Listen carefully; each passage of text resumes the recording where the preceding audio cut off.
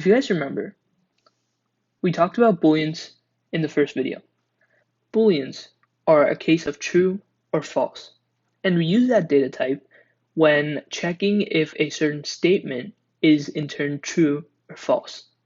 So like if I said 5 is greater than 3, this is true. So in order to understand this, first we need to learn all the operators like this. So we use a double equal sign for is it equal to, a exclamation mark and an equal sign for not equal to, greater than, less than, greater than or equal to, less than or equal to. So these are really important when we check this Boolean case for true or false. Now you might be wondering, well, what can we? Here we'll talk about something called conditional flow. So basically, the idea is a certain piece of code will be executed only when a case is true.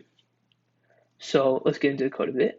If I said if, parentheses, if 5 is greater than 3, I'm going to use curly braces. If 5 is greater than 3, I'm going to say print this works. So since 5 is greater than 3, this should work. This works.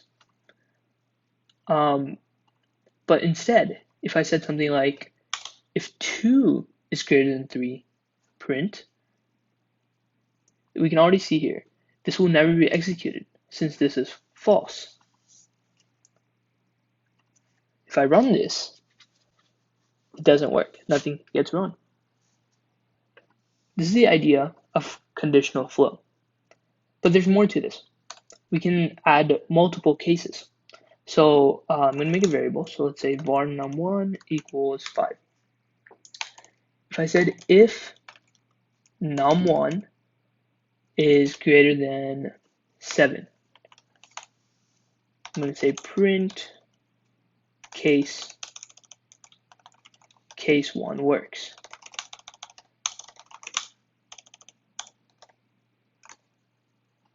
So if I run this,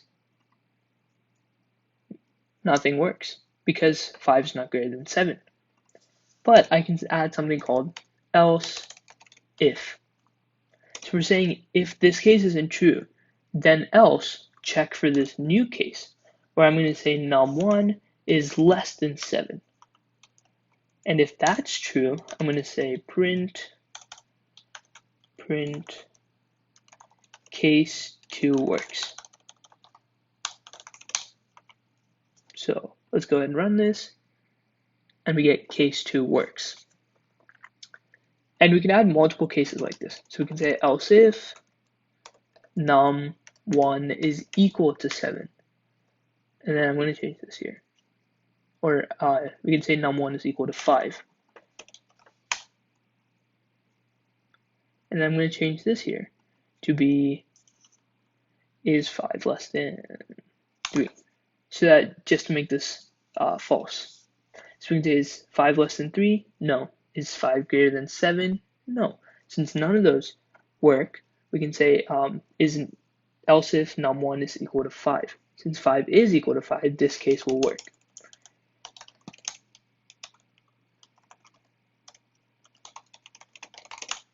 So let's run this, and we get case 3 works. Now, we don't always have to check individual cases like this. So let's say I change this to 7. So if num1 is greater than 7, it's not less than 3, and it's not equal to 7. So none of these cases work. We can add something called else. So else, if none of these cases work, then we can say print no case works. Let's run this. No case works.